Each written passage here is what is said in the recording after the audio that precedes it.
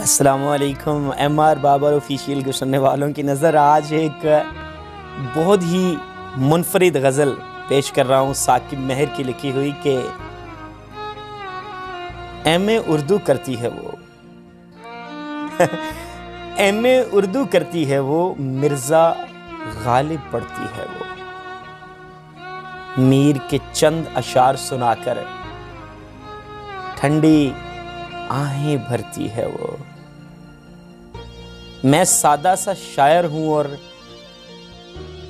John Elia पर मरती है वो। MA उर्दू करती है वो। हाय उस पर कुर्बान हो जाऊं अक्सर मुझसे लड़ती है वो। कहती है नमाज पढ़ा कर कितनी अच्छी लड़की है वो।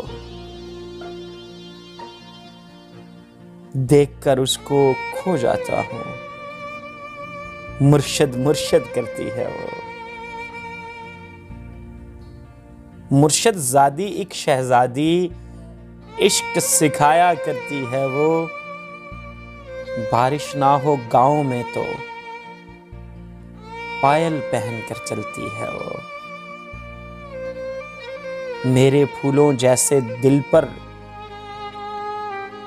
शबनम जैसे पड़ती है वो। नाम मैं उसका ले नहीं सकता गुमनाम शहर में पड़ती है वो।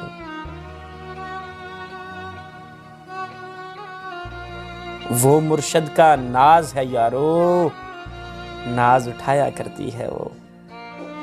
MA उर्दू करती है वो मिर्ज़ा गालिब पढ़ती है वो।